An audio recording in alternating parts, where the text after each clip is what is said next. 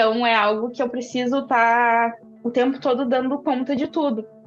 E isso causa um estresse muito grande.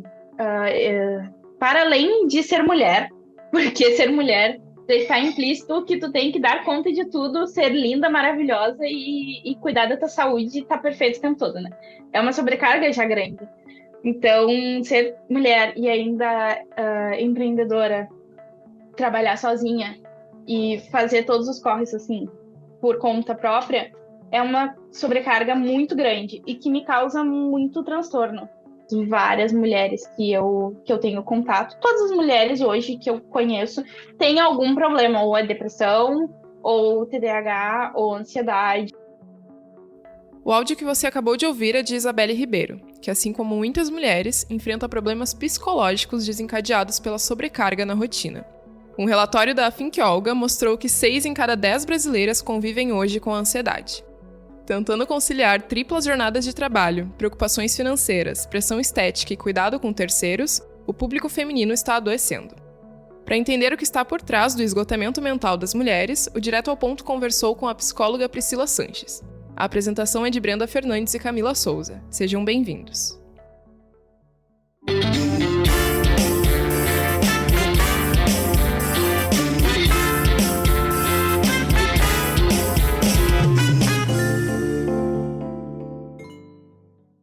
Olá, Priscila, seja bem-vinda ao podcast Direto ao Ponto. Para dar início à nossa conversa com esse tema, né, sobre o esgotamento que as mulheres estão sentindo, essa sobrecarga, o aumento de transtornos mentais, ansiedade e depressão, que está relacionado ao acúmulo de funções, né, relações sociais, trabalho, problemas financeiros. E eu queria te perguntar como que a sociabilização que as mulheres passam, né, desde a infância, incentivadas a sempre dar conta de tudo para ser aquela mulher forte, aquela super-heroína, como que isso impacta já na vida adulta, na saúde mental das mulheres? Quando a gente fala em sobrecarga, a gente está falando, querendo ou não, em adoecimento, né, de alguma forma. Então, a gente vai falar dessas triplas jornadas, e às vezes até mais do que triplas, um trabalho fora de casa, o casamento que também interfere nessa coisa da função do cuidado, né? Então, o casamento gera para a mulher essa questão de ter que cuidar e, por último, a maternidade. Então, assim, antes das mulheres entrarem no mercado de trabalho, elas eram sobrecarregadas com a função materna e a função do lar. Mas isso não mudou. A gente continua sendo cobrada a sermos esposas, a sermos mães, porque essa maternidade é compulsória, e, por último, agora, a trabalhar fora, né? Então, não é que não exista mais a pressão de antigamente. Essa pressão, ela ganha mais uma nova função, que é o trabalho fora de casa. Então, tentando dar conta de tudo, né? Porque não somos máquinas, então não conseguimos, essas mulheres adoecem, especialmente porque é nos ensinado que a gente tem que fazer tudo 100%. Então, não é qualquer dedicação, é uma dedicação que ela beira ao perfeccionismo. Eu tenho que ser a melhor mãe, eu tenho que ser a melhor esposa, eu tenho que ser a melhor funcionária. E aí, dentro disso tem muita ansiedade, tem muita autocobrança e, claro, tem muito adoecimento. Eu tinha uma ideia, no início da pandemia, de que o fato das pessoas ficarem mais em casa, do home office, isso teria benefícios, né? A pessoa não tem tempo de deslocamento, consegue ficar mais com a sua família e tudo mais, com seus filhos. Eu queria que tu falasse um pouco de que forma isso agravou, então, esses problemas de saúde mental das mulheres e por quê. Eu acho que essa visão do home office é uma visão, querendo ou não, romantizada. É claro que o home office tem a sua parte positiva, né? A história a questão do trânsito, do deslocamento, enfim. Mas existe também um fato que as pessoas não falam. O home office, ele faz borrar muito as fronteiras entre o lazer, entre o descanso e o trabalho. Então, essa mulher, ela trabalha dentro de casa, não é à toa que se chama trabalho doméstico, mas esse trabalho não é remunerado e tampouco reconhecido. Então, essa mulher está dentro de casa, que já é um espaço de trabalho, que já é um espaço também de cuidado, tanto do próprio parceiro quanto dos próprios filhos, e a isso acrescenta-se, então, um trabalho que seria o fora de casa, mas agora exercido dentro de casa. Então, imagina, essa mulher não descansa. Esse local, que deveria ser um local de cheguei em casa e posso relaxar, não é mais isso que acontece. Eu continuo em casa e eu tenho 1001 funções para lhe dar conta. Então, eu acho que as mulheres acabaram talvez mais sobrecarregadas ainda com o home office, coisa que eu imagino que os homens vivam de forma diferente, né? Afinal, o lar para eles pode ser um lugar de trabalho, mas não de um trabalho doméstico, não de uma paternidade que ela pode ser opcional e não obrigatória, como é a maternidade. Então, a gente vê como homens e mulheres vivenciaram a mesma situação de formas diferentes. E eu queria que tu falasse um pouco também sobre a questão financeira. Até nessa pesquisa que eu estava comentando contigo no relatório da Think Olga, as mulheres relataram que a questão financeira e de trabalho é o que mais gera ansiedade e preocupação, né? Então, eu queria que tu falasse um pouquinho sobre como é diferente esse peso das finanças para as mulheres e para os homens. Sim, é preciso que a gente esteja muito atualizado sobre a vida das mulheres, né, e as transformações sociais que a gente vem conseguindo. Então, assim, é recente também que os lares brasileiros sejam chefiados, a metade deles por mulheres, né? Então, claro, existe para os homens a ideia de que o trabalho é identidade, porque eles sempre puderam exercer isso, né? Então, digamos que a validação da existência do homem vem a partir do trabalho, disso que ele consegue dar para o mundo, né? Daquilo que ele consegue exercer como função. Mas as mulheres estão sendo também muito cobradas por isso. Então, quando elas são chefes de família, imagina, aquilo depende dela, a estrutura familiar, né? A estrutura dos filhos, o estudo dos filhos, o alimento da mesa, tudo isso passa a ser responsabilidade dessas mulheres. Então, à medida que elas têm essa responsabilidade, elas vão encarar as finanças também com muita ansiedade, com muita autocobrança. Elas podem acumular também trabalhos, né? É muito a realidade dos subempregos no nosso país, ou então tentar alguma renda extra, aliada ao salário oficial, digamos assim, e elas passam a se cobrar tanto quanto os homens. E eu diria que até mais, porque, como eu falei, elas chegam em casa e elas não descansam, né? Elas têm uma outra jornada para enfrentar, que é fazer a janta para os filhos, ou fazer a janta para o marido, ou seja, são mulheres que não descansam, e eu acho que as finanças entram também muito nessa preocupação de prover, né? Eu acho que hoje em dia as mulheres também são muito provedoras, além de continuar sendo cuidadoras. Tem também a questão do recorte racial, né, Priscila? A gente sabe que as mulheres negras, elas são as principais, né? Que elas têm outras questões também que aumentam as chances de terem doenças como depressão, ansiedade, vários transtornos. Eu queria que tu falasse um pouco disso, explicar o porquê disso também. Com certeza, para a gente falar disso e desse recorte que faz parte dessa interseccionalidade, a gente precisa entender a história do nosso país, né? Como ele foi formado. Então, a gente vem de uma história escravocrata, né? O Brasil é o último país das Américas a abolir a escravidão, e quando os negros escravizados foram libertos, eles não receberam incentivo de nada, né? Enquanto aqueles imigrantes que vieram da Europa recebiam terras e todo tipo de incentivo, isso não aconteceu com as pessoas negras. Então, as favelas é resultado disso, é resultado de que essas pessoas não tinham nenhuma moradia adequada, né? Eles fizeram o que podiam fazer, e até hoje, por isso existe uma herança histórica, digamos assim, até hoje existe uma cor, das pessoas que são as mais vulneráveis socialmente. E aí eu diria que as mulheres negras, elas estão na base da pirâmide, né? Elas são as que mais sofrem, porque elas sofrem junto com o machismo e junto com a misoginia,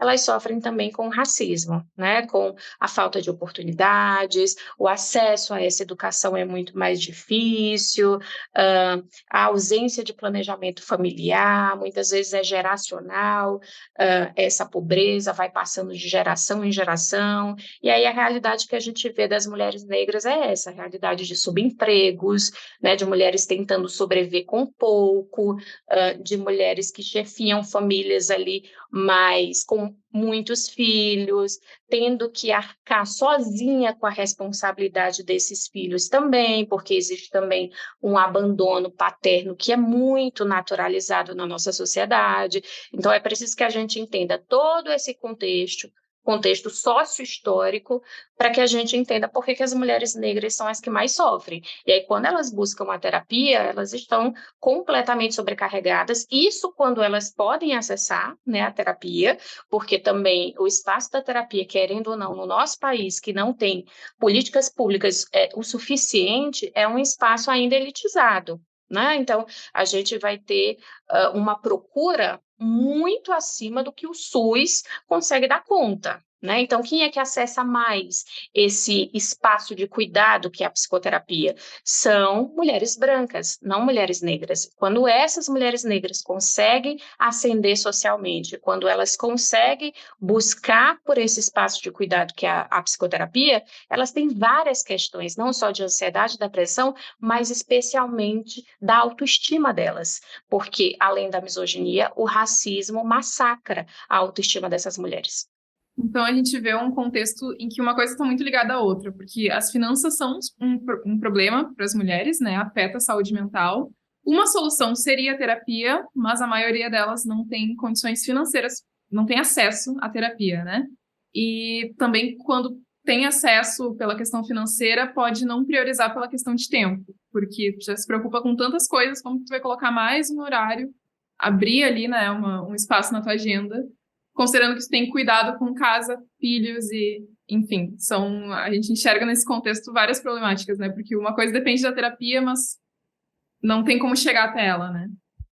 Exatamente, é por isso que a gente bate tanto na tecla de que saúde mental também é sobre igualdade social, né? É sobre distribuição de renda, é sobre o combate a esses preconceitos, senão a gente está tapando o sol com a peneira. Não dá para a gente se colocar nesse lugar de quem resolve tudo quando estamos falando de um contexto social, e um contexto social bastante antigo, inclusive, e aí é preciso que os profissionais da psicologia saibam disso, né? Até para acolher essas mulheres nas suas diferentes realidades. Priscila, eu queria te perguntar também nesse contexto voltando para o que a gente falou no início, de dar conta de tudo, e aí considerando mais esse tempo que a mulher teria que dedicar, né, para cuidar da saúde mental.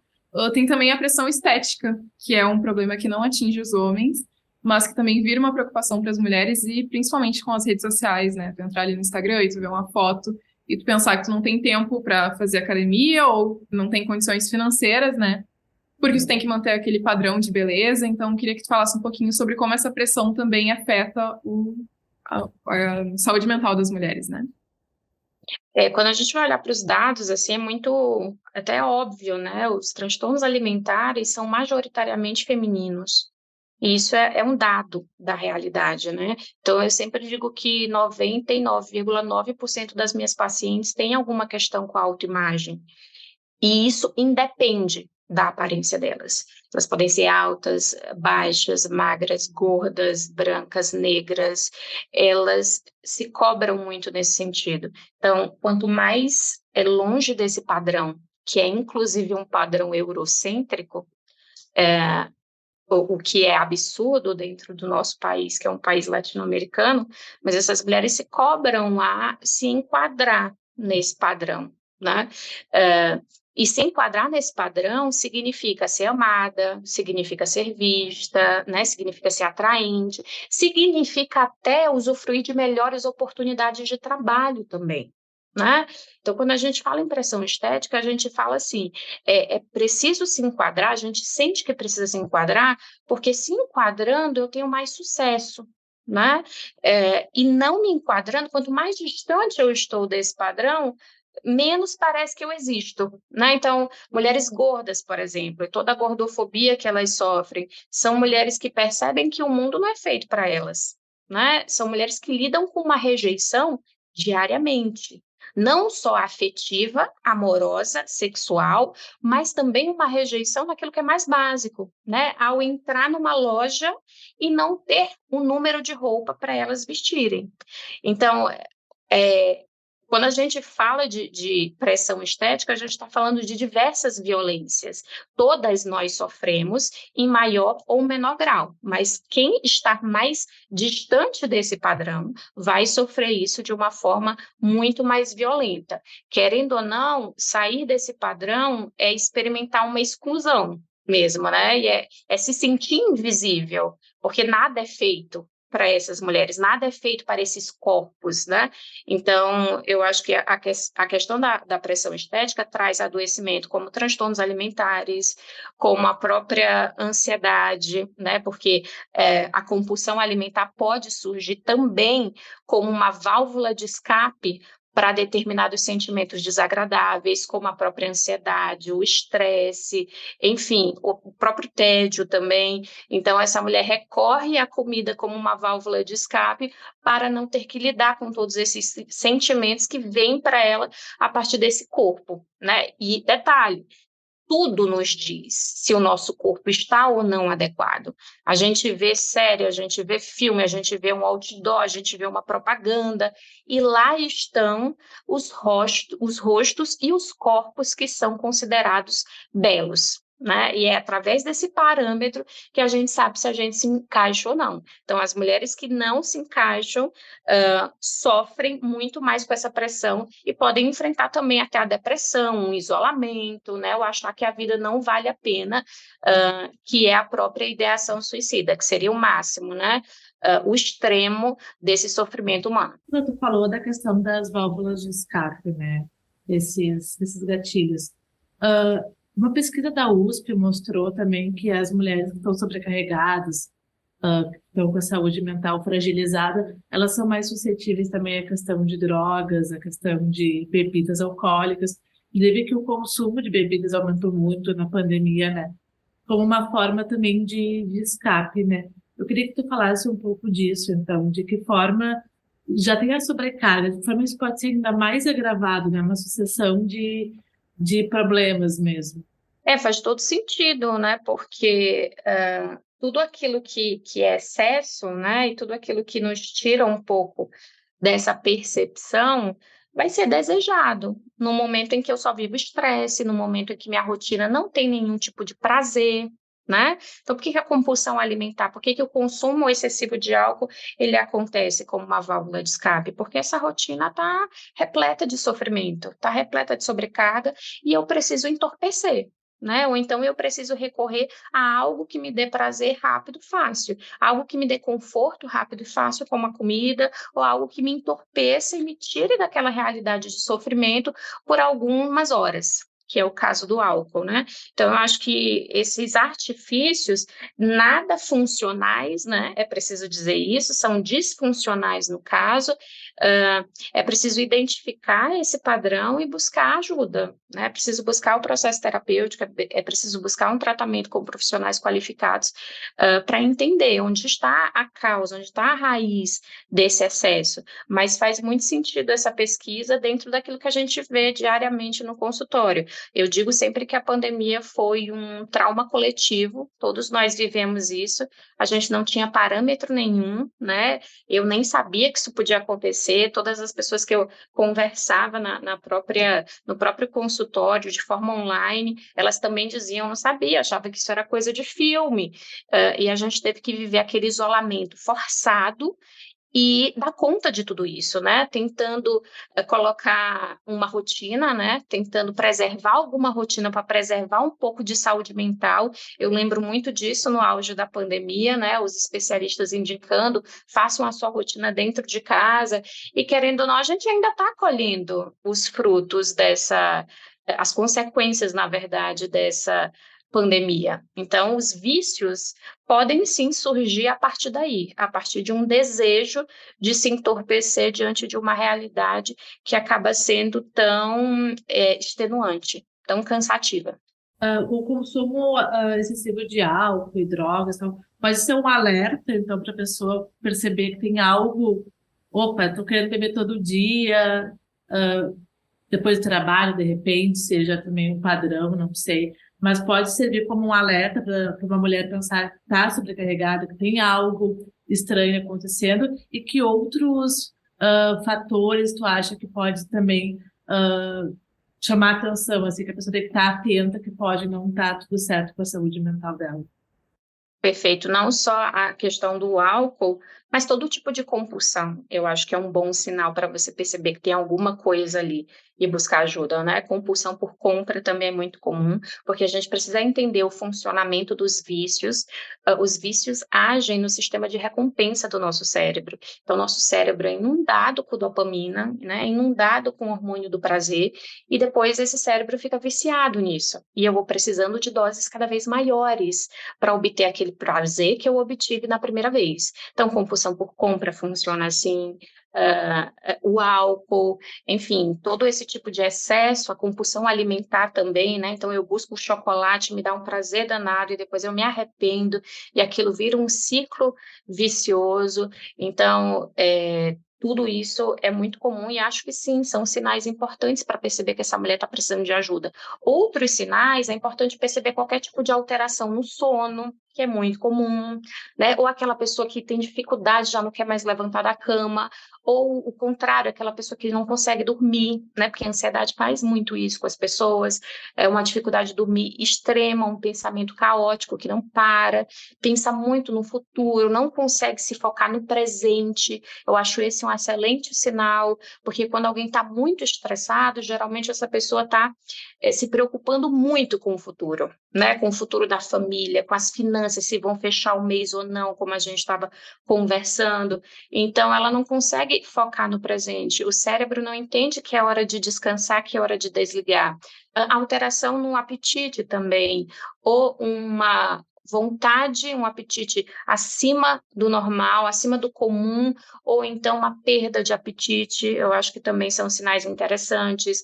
O próprio desânimo, a apatia, você vai perdendo também a esperança no futuro, que é aquilo que a gente chama de desesperança. Então, são sinais, são sintomas que fazem essa mulher perceber que, opa, tem alguma coisa errada aqui, porque eu não era assim.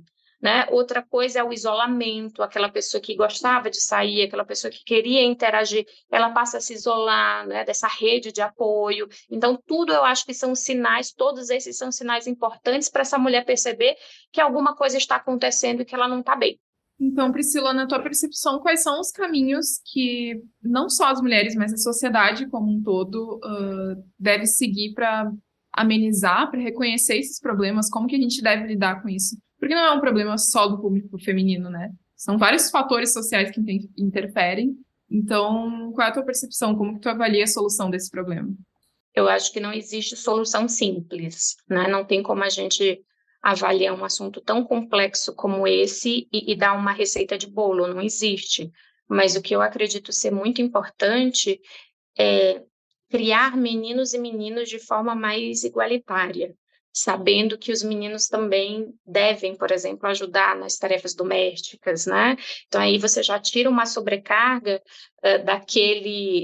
daquela esposa que sente que é um pouco mãe do seu parceiro, né? Que tem que fazer tudo dentro de casa, que tem que servir a comida na mesa, enfim. Eu acho que grande parte da solução desse problema está mesmo na nossa sociedade, na maneira como a gente enxerga homens e mulheres, e mais do que isso, na maneira como a gente trata homens e mulheres, e, claro, meninos e meninas, porque eles, né, são as crianças que vão se tornar os futuros adultos, e as mulheres estão numa sobrecarga adoecedora, E isso significa que existe uma grande parte que não está fazendo.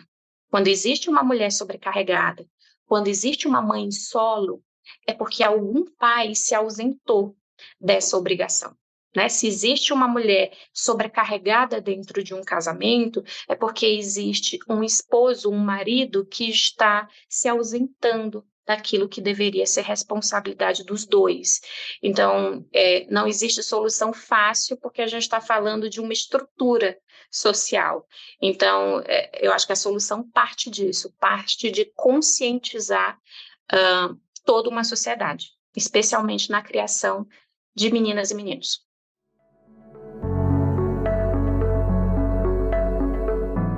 Se você gostou desse episódio, confira a matéria que traz mais informações sobre saúde mental das mulheres no Bela Mais, no site do Correio do Povo. Ouça também outras edições do Direto ao Ponto que estão disponíveis no site do jornal, no YouTube ou no seu aplicativo de streaming favorito. Esse episódio teve produção, roteiro e apresentação de Camila Souza e Brenda Fernandes, e a edição foi de Aleph Alencar. Obrigada por ter nos acompanhado e até a próxima!